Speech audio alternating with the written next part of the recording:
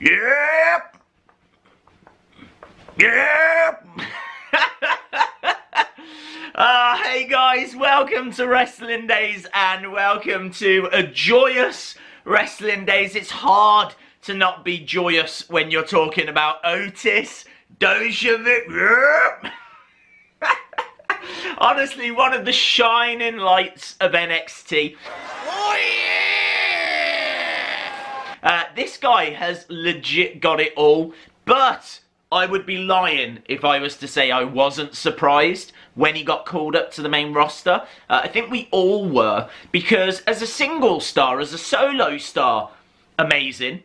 As a tag team, they haven't quite set the world on fire, but we're going to try and unpack it all, and we're going to talk about who is Otis Dozovic, and is he the most important superstar, or new superstar, of 2019? I can answer that straight away.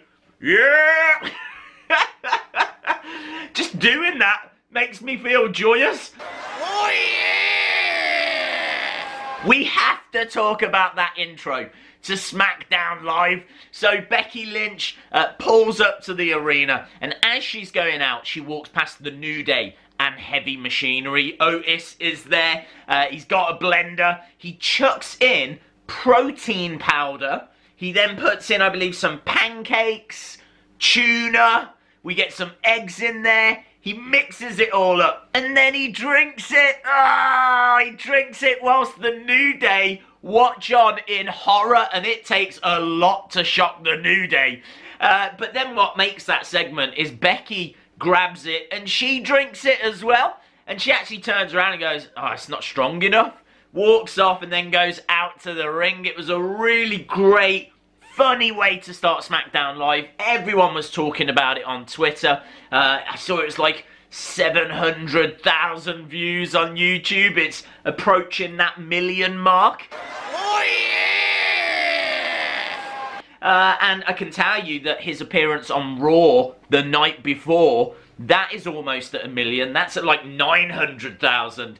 And it is one of the weirdest segments or moments you will see all year, because Alexa Bliss is interviewing Paul Heyman, and then out of nowhere, out of the corner of her eye, we get Otis Dozovic. He comes out, and he just makes noise.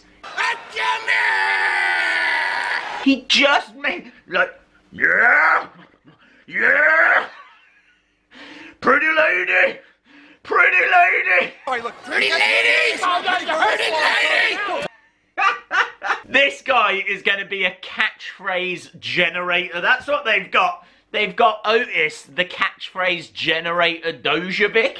And Tucker Knight, his tag partner, had to come out and kind of lead him away. Take him out back again. The segment it finished. They couldn't carry on the interview.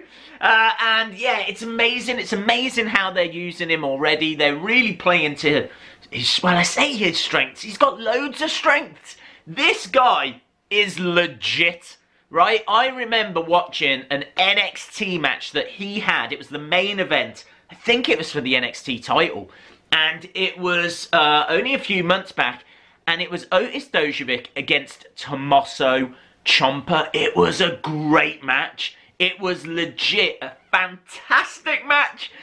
This guy can wrestle. Otis Dozovic, let me give you a bit of a history. Here's an old school picture of him. And he does look like Butterbean, for those of you that remember Butterbean, or a slightly plumper Brock Lesnar. Oh, yeah! I can tell you he was born in 1991, would actually be a Greco-Roman Junior Nationals champion, and he would get bronze at the Pan American Games in 2014. He was a real prospect for the 2012 Olympic team. So when you think of Otis Dozovic, yes, you can think about all that fun stuff, but you need to think of him as a legit wrestler. He is up there with Chad Gable. He can go, he can wrestle, he can do transitions, and he knows loads of different holds. This guy has got it all, and He's one of the funniest people on the roster right now. And yeah, he went down. He signed with NXT. I think it was around 2016 he was revealed.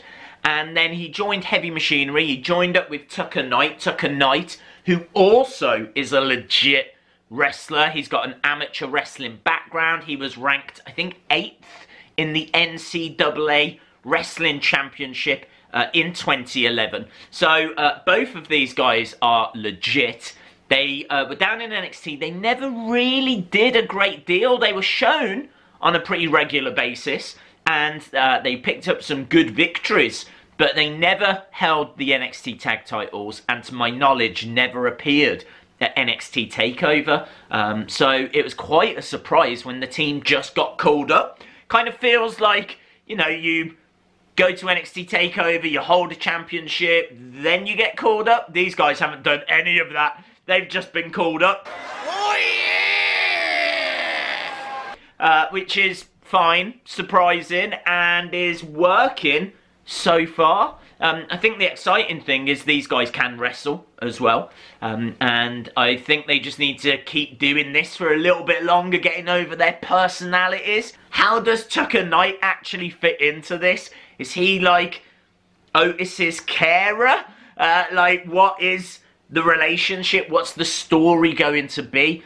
Because I don't think that was really fleshed out in NXT. They're kind of like the new Bushwhackers or the new Jesse and Festus. They're gonna be a team to watch, and they are already taking WWE by storm. Even though they weren't winning championships and going to NXT takeovers, Pro Wrestling Illustrated actually made Otis Dozovic their Rookie of the Year for 2017. Pro Wrestling Illustrated saw enough. That is a big honour, because I can tell you previous winners include Ric Flair, who won that award in 1975. Owen Hart picked it up in 1987. Steve Austin in 1990. Randy Orton in 2001. The list goes on and on and on. Ronda Rousey got it for 2018. So Otis Dozovic picking that award up in 2017 is a big